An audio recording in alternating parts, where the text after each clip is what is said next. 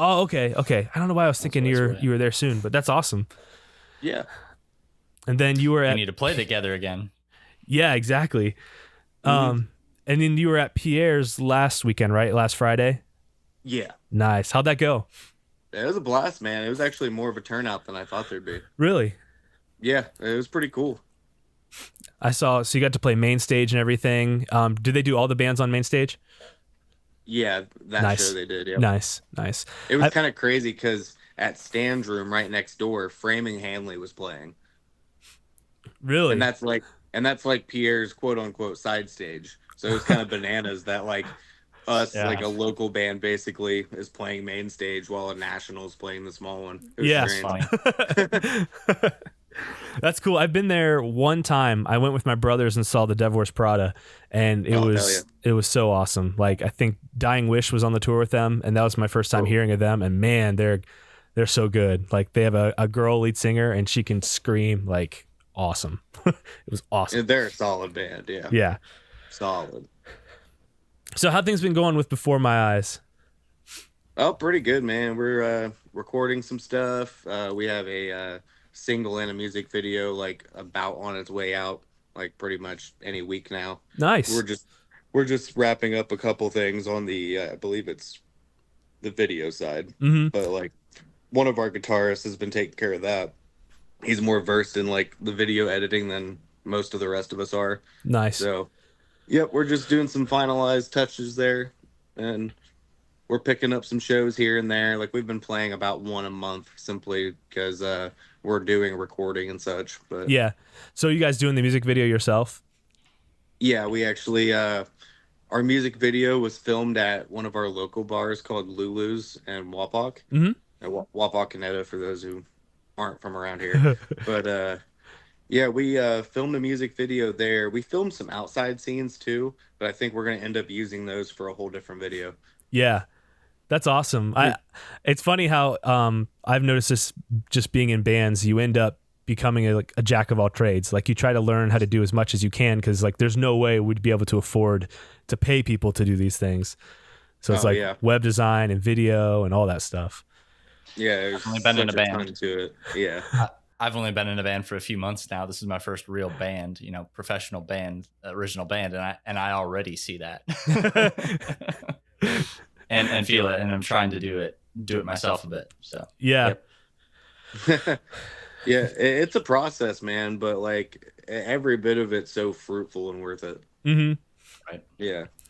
That's I think music video is kind of on the horizon for us. We're nice. We're right now in one of those chapters. I think every band has these moments where it's like, okay, big transition moment, and it's like overhauling the merch and the brand and like genre a little bit, and just kind of figuring out who we are before we start really rushing forward. Yeah, members, all that stuff. So it's and what we found is it took us. I mean, we're such a slow moving band. Like I always compare us to a steam engine. It took us like 3 or 4 years of shoveling coal before we finally were able to like play a show. And then once the first show was done, okay, now there's connections and now more shows can happen. And so now we're finally at that point where people are starting to contact us to say, hey, do you want to play this show? Which is amazing. That's all we ever wanted. Yeah. But now we're in this weird transition chapter. So we're trying to keep accepting offers, but also try to get our new drummer figured out and like all that fun stuff. Finish this new song. Yeah. We have a bunch of other stuff going. Do this podcast. We have a bunch of other things we're trying to do. Oh yeah. There's just there's so much projects that go into just one single project sometimes. It can be overwhelming, but like once you see the fruits of it, it's well worth it. Yeah. So that kind of connects to one of the things I want to talk about tonight. So I think a good place to start, because I think we might be different in this realm, but I think I saw you post on Facebook a few weeks ago, Chris, that music is like what you want to do. Like this is still your dream, your passion, you're making it happen. And that's 100%. I identify with that because that's how I was for most of my life. And currently I'm not there, but we're coming at my question that I'm going to ask in a second from two different perspectives, which is cool. Our perspective right now is for MITM. We're like, we're treating it as a hobby. We have some kind of ground rules set in place where we want to play like one show a month. So 12 shows a year. We practice every other week. We're trying to really keep it balanced so that we have time for family. What I'm finding though is it's not like it used to be. And so like you and I go way back, Chris, and we know that, you know, mid to late 2000s, it was still kind of the thing where like if you play enough shows, people will start to catch wind and start to show up. But I feel like I'm getting a vibe these days. I'm noticing that it's not really about shows anymore. It's more about online presence or social media content. Yeah. Very much. Yes. That's something I try to push in my band with what content I have to work with. Because like I run basically all of our socials, and like I'm always trying to find things from shows that we've done or just anything to put out content. So I totally am with you there. And I've seen that from you. Like I see like you've got TikTok going and you're doing all these things, and that's an area that we have always struggled in. I think we're doing better now, but it's mostly because we enlisted Aaron's wife, Amanda. And so she's been doing a really great job of creating reels and shorts and photos and all that stuff. But I just think it's interesting to talk about. Like, I don't know how to ask this question. It's like, is it more important to spend as a band more time focused on content than playing shows? I guess is kind of what I'm wondering.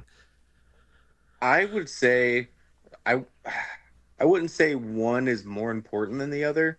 I think they form a cohesive bond because they complement each other. It's like if you're not out playing these shows or doing stuff at your practice, like what content are you making? You know? So it seems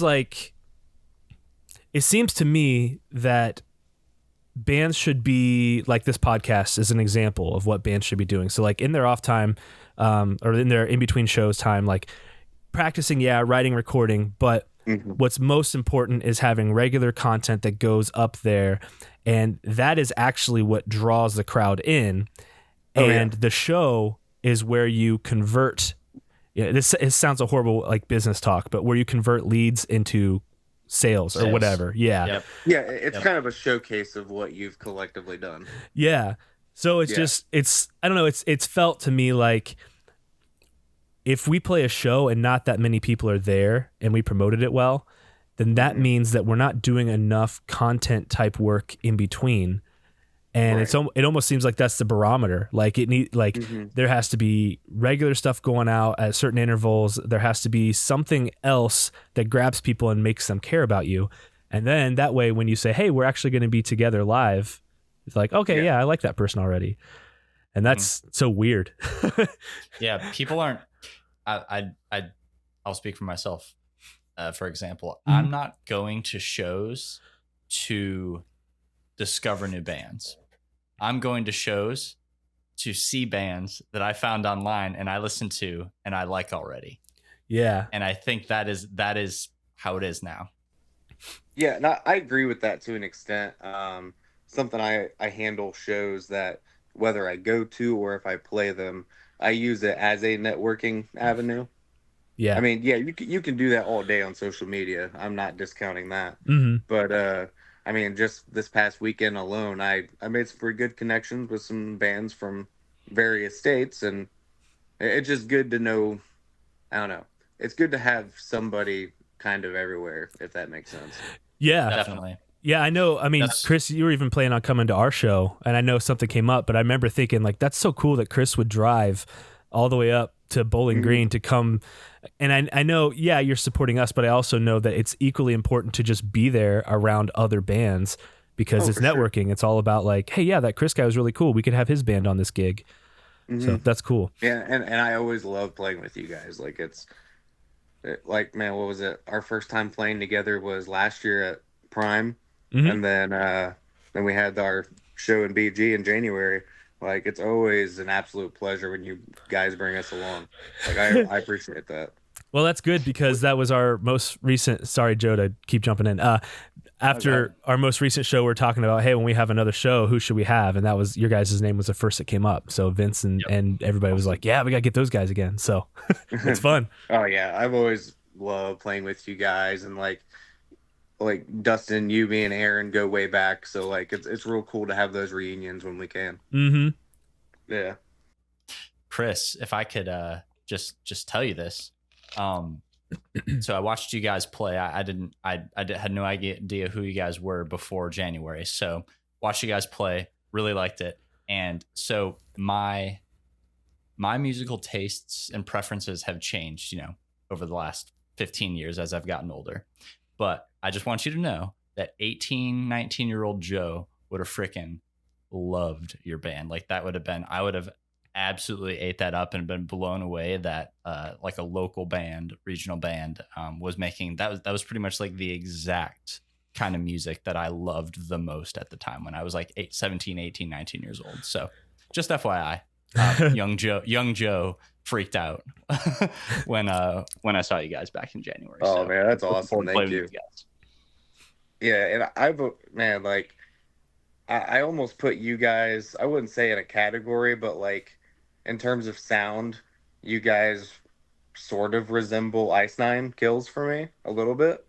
Mm-hmm. I was going to say the same thing, actually. I've never actually told the guys that, but from first to last, their later stuff, Alisana, and Ice Nine Kills are who I would compare us to the most. Yeah, that's a very good comparison. We have Nick was a huge fan of Ice Nine Kills, and he would bring that up every once in a while, that it was kind of like that. And we actually accidentally stole ideas from them. There were some times where we were like, hey, what if we did, a whole album, but the whole theme of it is like a person talking to their therapist, and each song represents a different issue they're working through. And we came up with it. I think Aaron and I talked about it, and neither of us listened to Ice Nine, and we're like, this is genius. This is going to be so awesome. And then I pitched it to Nick, and he's like, well, it's a good idea, but they already did it. Yeah. Dang it. Oh man. But yeah, like when I first started hearing you guys put out music, and I was all like, that's got a nice Nine vibe. Like I dig it.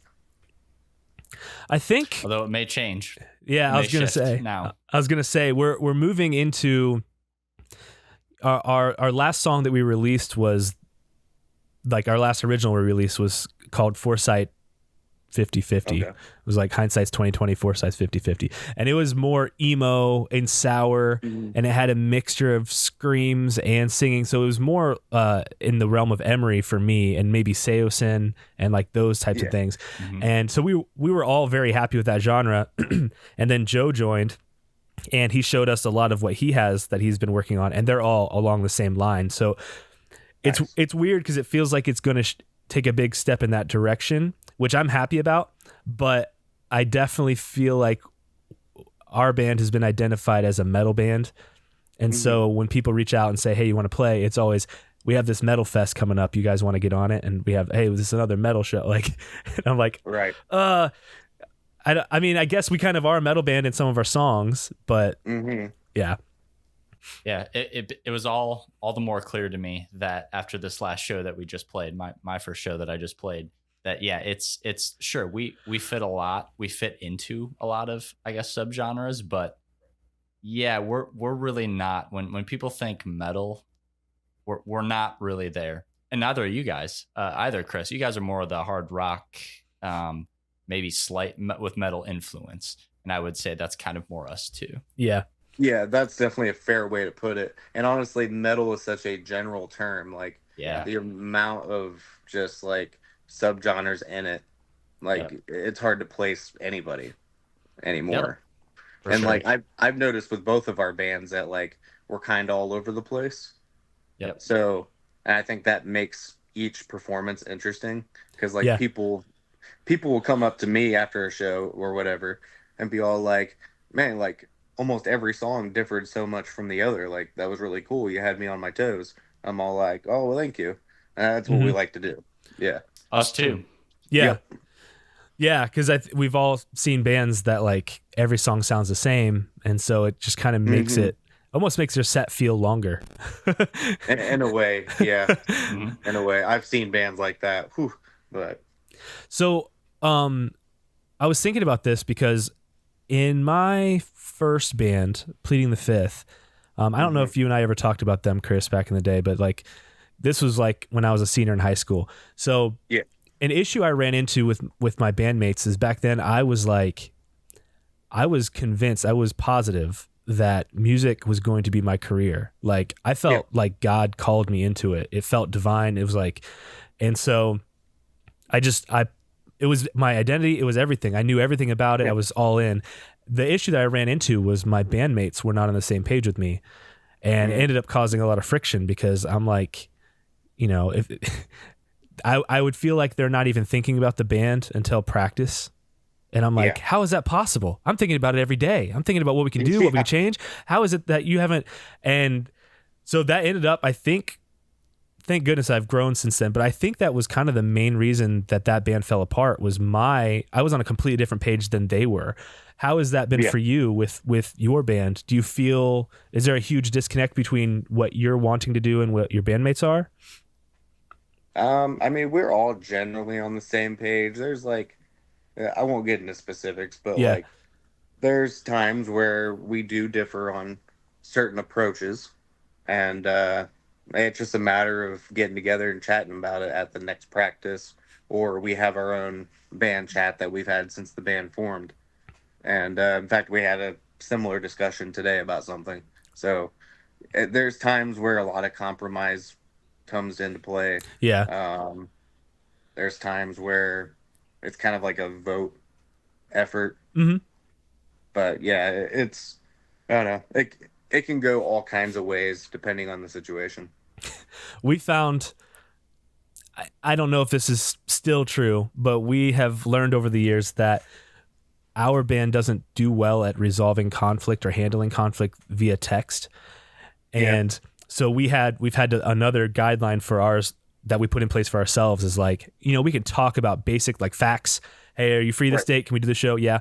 But if there's some sort of issue where people could get defensive or there's tone involved, we have to identify it, put a pin in that, and then talk about it either like we are right now, a phone call, or even Marco Polo. I don't know if you've ever heard of that app, but that's something we use a lot too.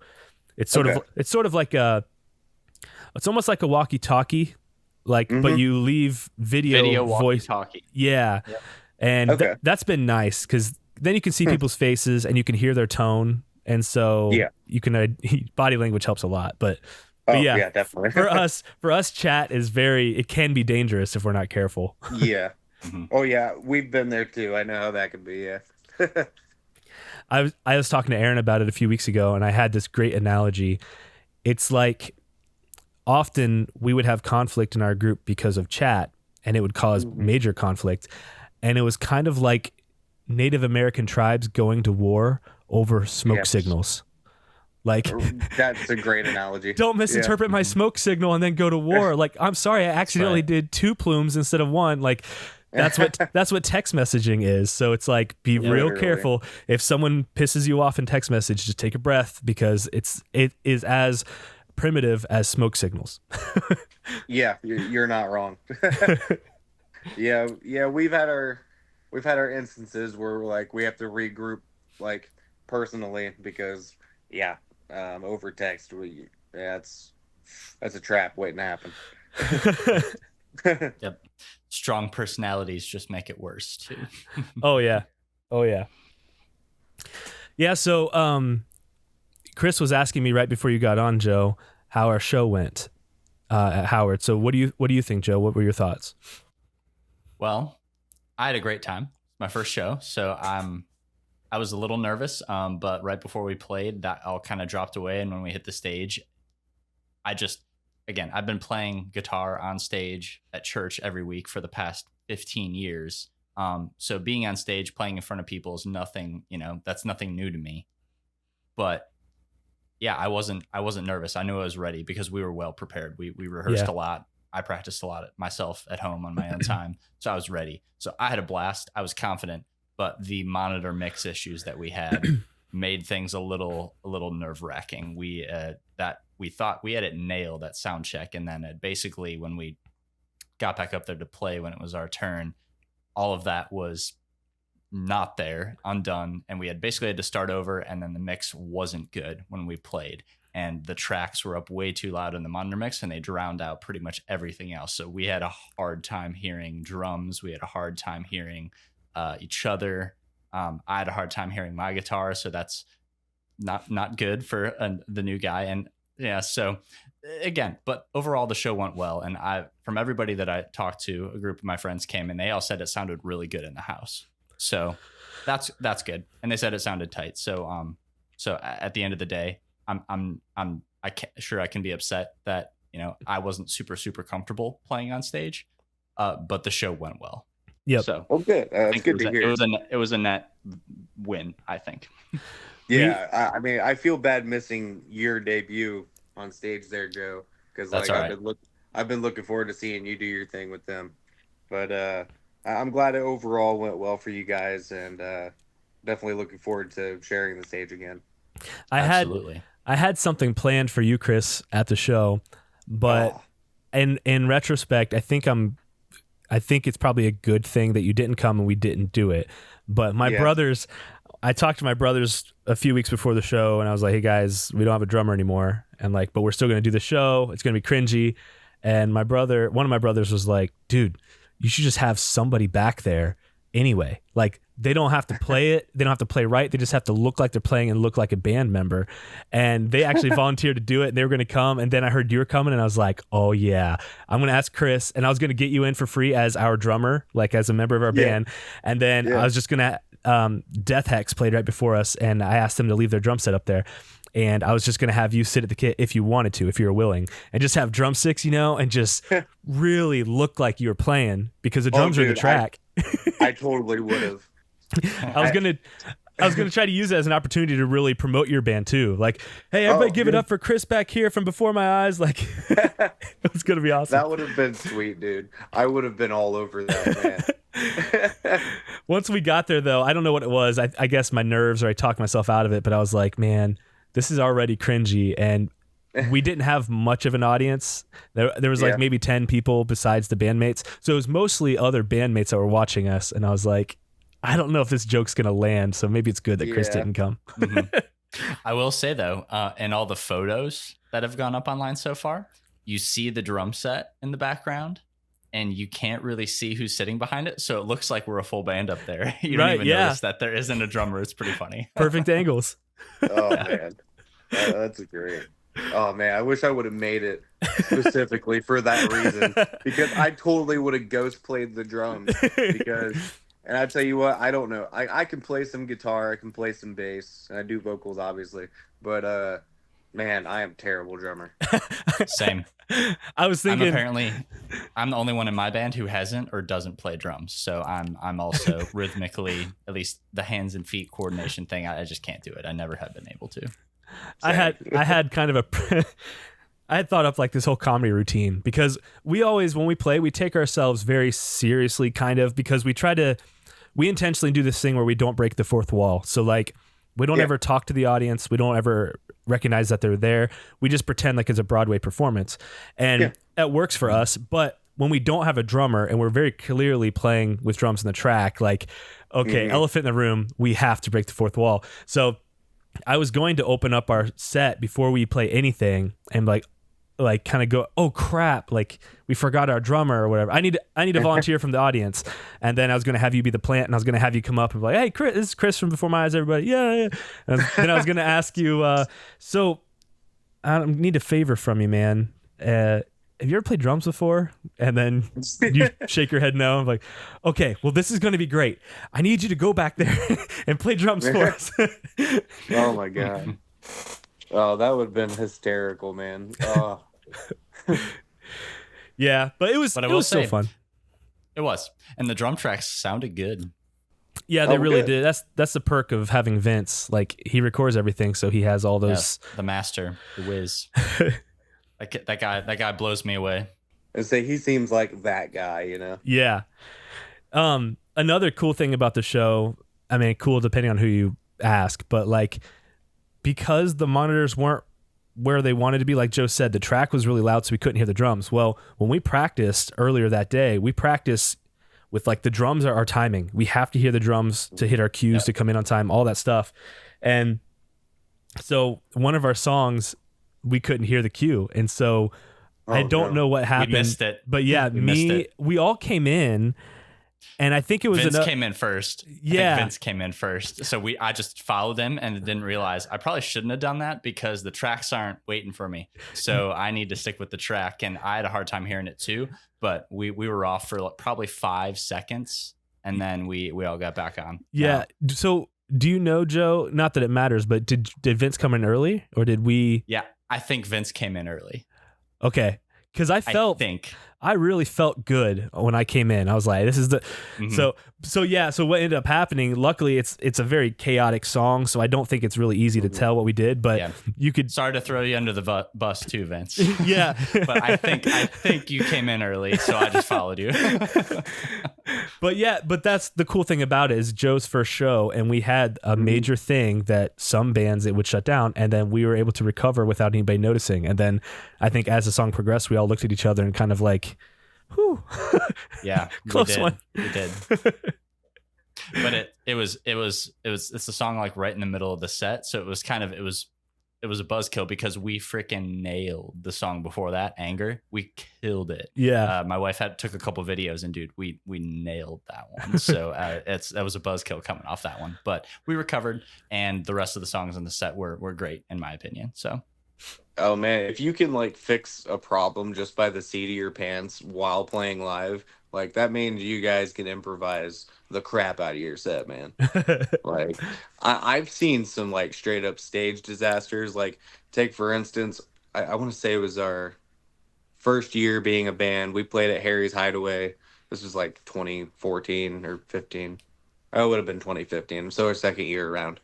And one of us messed up a song so bad we had to restart. Like, so like the fact that you guys like we got it together in like 5 seconds, that's pretty awesome. So yeah, that's interesting you bring that up, Chris. Joe, just to connect some timelines here, I think did Before My Eyes start while Paint the Sky Black was still happening, or was it right after? I want to say we started right towards the end of Paint the Sky Black. That's what I was thinking.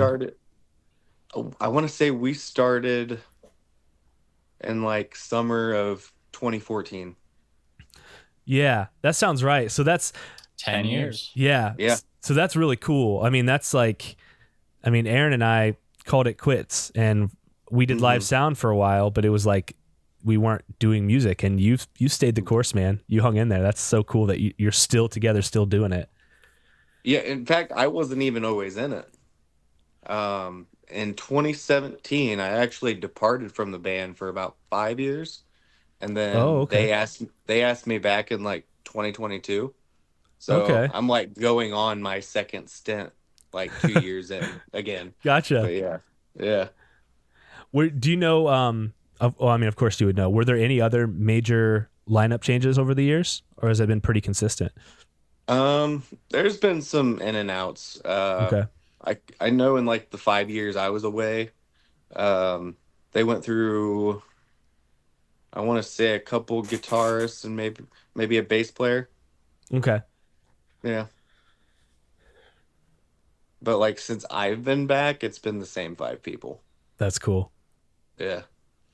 I'm slowly starting to get to know your bandmates. Like I'm slowly adding them on Facebook and starting to learn their personalities a little bit. It's cool. Yeah, they're good people, don't get me wrong, but like I feel like when people are talking about or to Before My Eyes, they're usually talking to me. Like I get it, being a singer, you're kind of the face of a band, but like like, hey, there's other people too, you know? Yeah. I'm not trying to hog the spotlight from my bandmates, you know? Oh, Aaron just embraces it. He's like, he knows there's that tendency, and so he just like goes over the top of accepting it. Like, you know, we'll get to a venue and he'll walk in and be like, everybody, just so you know, I'm the lead singer of this band, so I will not be carrying anything. That's Dustin. He'll be carrying his gear. Joe will be carrying his gear. Like, he just soaks it up. I think it's in like satirical, you know. Yeah. The problem is that Aaron tends to be arrogant. People know that about him, so they might not know he's joking. Oh man, the whole memes behind lead singer like moving equipment kill me every time. Like I can always guarantee that I'm loading our equipment in, but like I can't always guarantee that I'm loading it out because take for instance this past weekend, I got off stage and like I didn't even leave like the inner barrier area. That's hard to say. But and people were already like at the barrier talking to me. And it was all like, "Oh, I felt bad because everybody like I hired 3 roadies for our show in case we needed them. So like, yeah, they were there to help, but like, man, I immediately get like swarmed with people, and I kind of felt bad for the bandmates and the roadies because I'm usually try to help load off too. Right.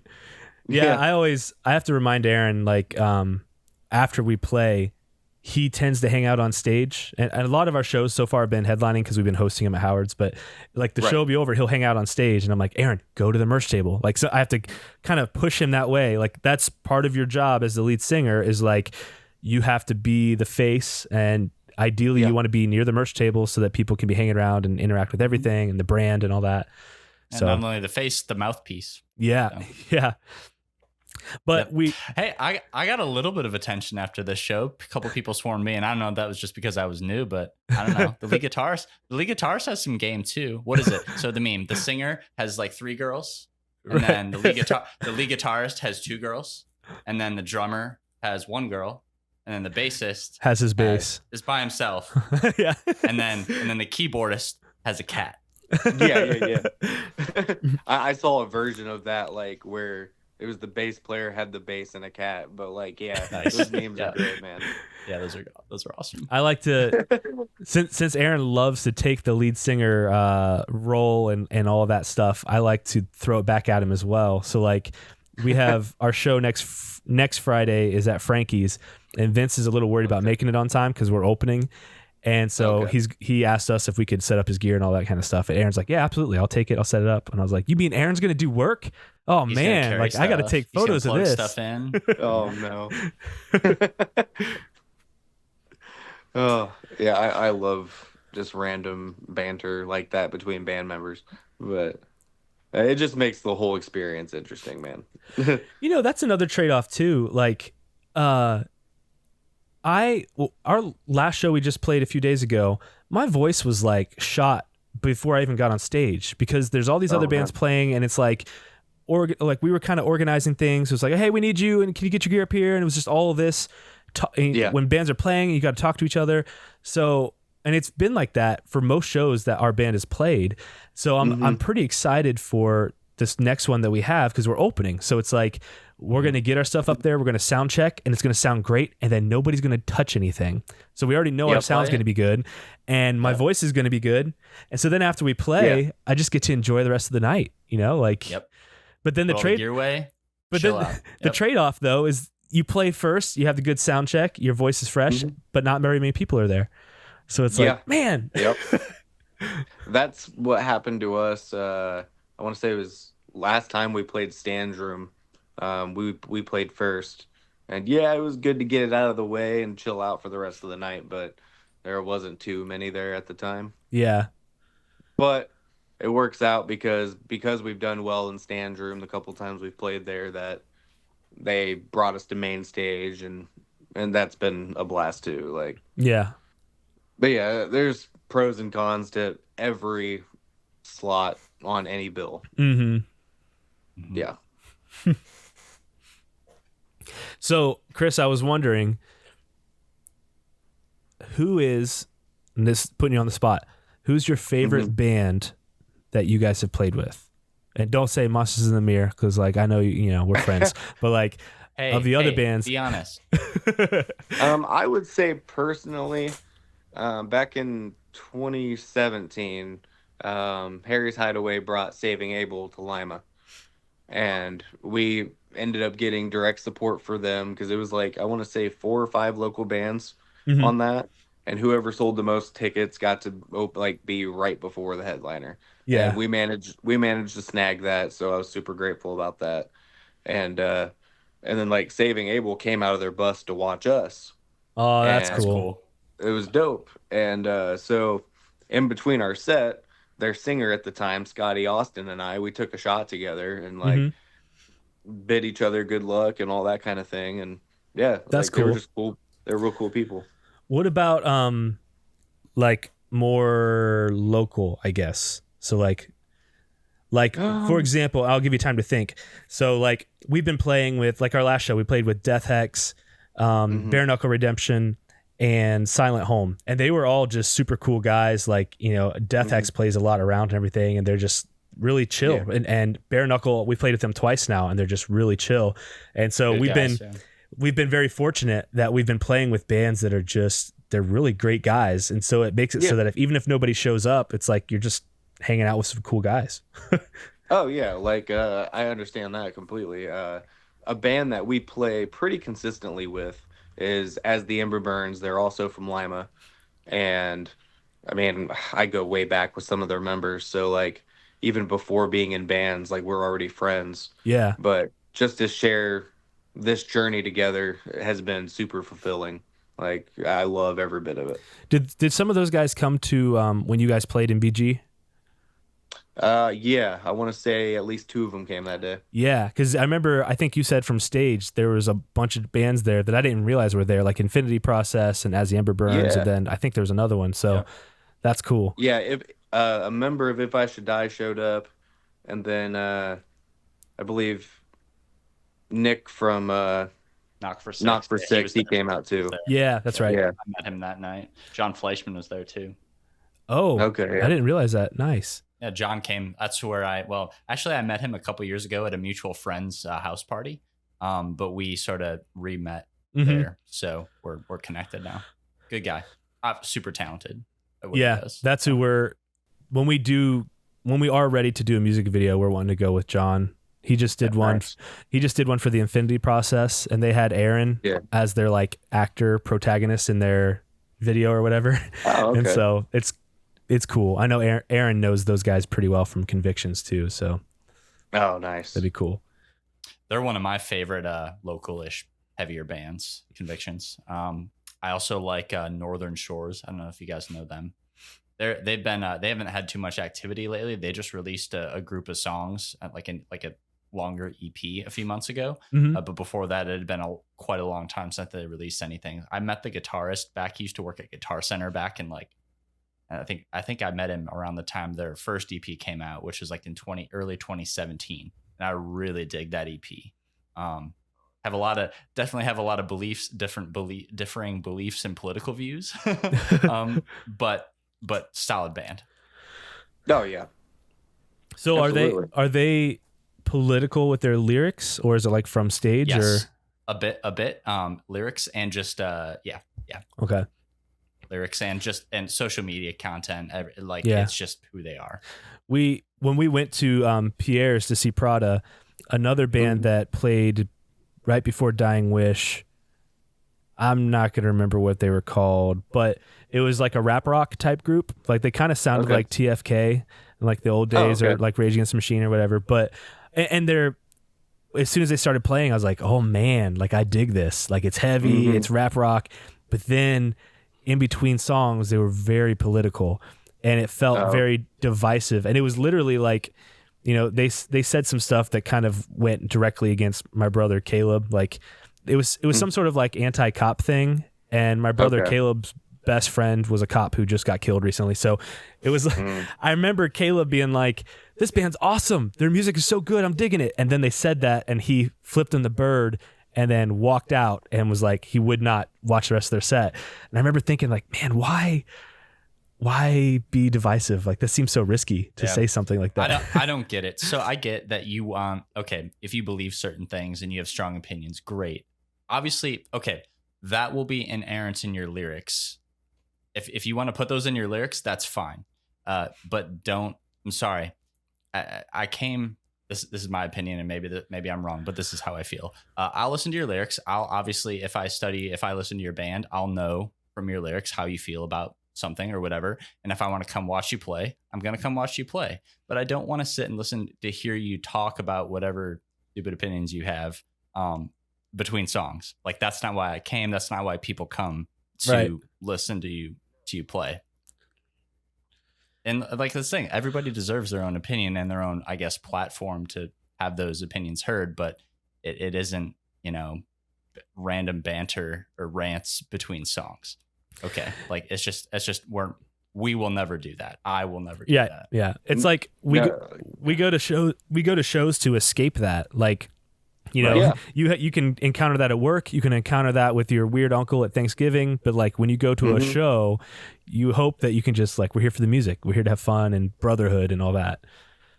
Yeah. Going off that, I think it was back in December, I went to the Newport in Columbus, and I saw my friends from Ashes to New. They're really happening right now. They're doing amazing. Yeah. I love that for them. But Matt Brandyberry, one of their vocalists, he usually has like a speech prepared in between the shows, or in between songs rather, and he basically said like, hey, leave all that stuff at the door. We're here to be a music family, and we're just here to have a great time. And I think that's an approach a lot of people should go with, because like, you got, this is a bit of a name drop, but you got Stained with Aaron Lewis, and he's pretty outspoken on stage with his beliefs, but that's not something I look to do either. Yeah. Because I have my views, but I'm not really forthright about them. Mm-hmm. But yeah, just leave that stuff at the door, especially at shows. Mm-hmm. Yeah, for sure. And so I'm gonna contradict myself a little bit. So on the flip side, so even a band that I agree with politically and spiritually, religiously. So For Today, I don't know if you guys are fans of For Today. So super outspoken evangelical Christian metalcore band. So that's what I believe. I'm a strong Bible believing Christian. I've always been that way. Still am that way. Will always be that way. I appreciate what they're doing. I love them as people and their band and their message and everything. But you know that when you're getting into them, like as soon as you listen to one of the songs, you know what they're about. Yep. So if you're going to go to one of their shows, I would expect something like that. I guess it's kind of the same direction than like Rage Against the Machine. You listen to their lyrics, you know what's up, you know how they feel. But at the same time, I feel my personal approach to that is, sure, yeah, you can bake some things into your lyrics, but I am not going to shove or force my personal beliefs or opinions on somebody. I will I like to develop relationships and then be able to share that stuff more genuinely later. Yeah, I'm 100% with you on that. I don't think pushing beliefs in any music setting is necessary, really. Like, yeah, you get your bands, like you said, with For Today that are very forthright about what they feel, and that's cool. But I don't know, bands at like Monsters and Before My Eyes level, like, I don't know, you're risking a lot.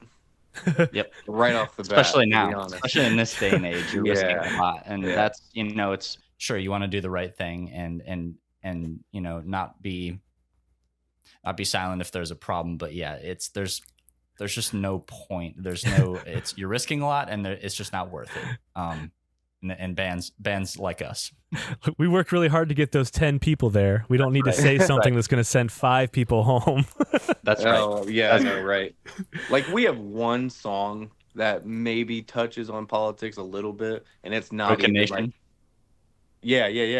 Yep, I was actually going to bring that up. That I've gotten a little taste of political, your political whatever from Before My Eyes, which is cool. See, but it's subtle enough that it's classy, it's tasteful. Mm-hmm. Oh well, thank you. Yeah, like, we don't go specific left, right, anything, but like, yeah, that song, essentially how I explain it is like, this is a song about like the world around us and the state of things, essentially. That's how we execute that song. Yep. Well, and the nice thing about that is there's a way to navigate the political waters of like, everyone agrees that politicians are crooked, and everyone agrees that there's a lot of corruption, and that like from both sides. Yeah. So if you say things a certain way, everyone in the room is united in the fact that, the 1%. And then there's the 1%, and then there's the rest of us, and that's literally going to be everybody in the room every time. So, Oh yeah, I feel that. I feel that. Oh man, yeah. Once it comes to music and politics, it's like it's so hard to make a good point in a safe way these days. Yeah. Mm-hmm. Pretty much, that's what it comes down to. Maybe that's the cool thing too, is like we're we're artists, like that's kind of what we're trying to do. So it's kind of Right. like if we can create a piece of art that will lead somebody to an idea, like if Yeah. we're challenging corruption, then if we can make a piece of art that identifies that and people can go, oh, wait a second, I see some parallels between this and Hmm. something else, like that's Mhm. cool. Most definitely. We've talked about like we've talked about not explaining our songs before for that reason, and I don't know if we ever really landed on like if we're going to do it or not do it, because there's a previous podcast episode where we talked about one of our songs that we're writing right now, but there's this idea of like if I explain what all the lyrics mean to this song, then I'm forcing an interpretation upon the listener, and now it's not really art, it's more of a prescription.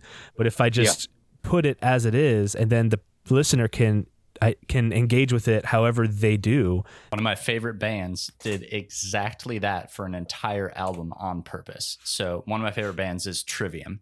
I love And- Trivium. Yes, Oh, man. When they put out In Waves 2011, yeah.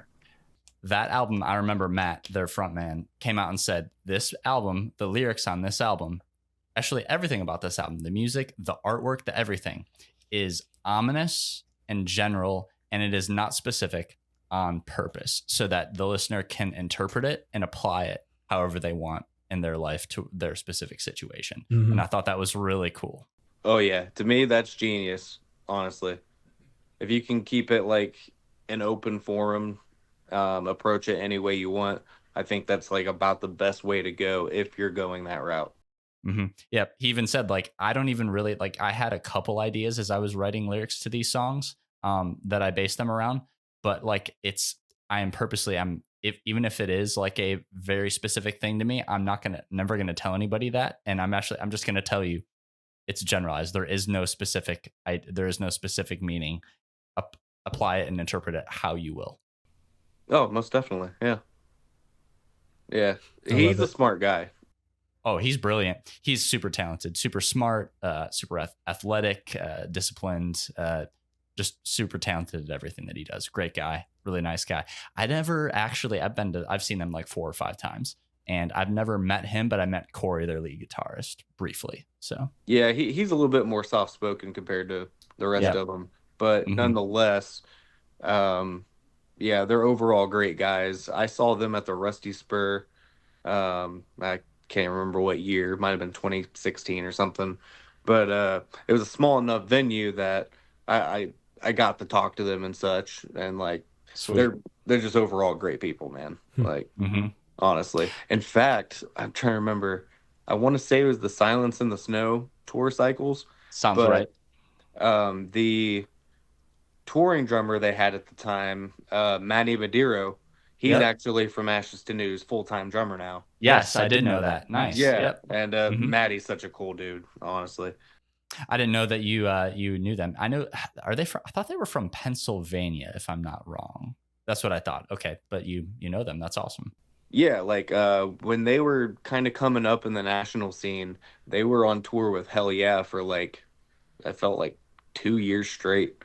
Hmm. And so I kind of met an early iteration of From Ashes to New, and I developed a friendship with Matt Brandyberry specifically. And Nice. he's always been like a major influence on me. Like he's such a good guy, and Nice. his heart shines through his music big time. Cool.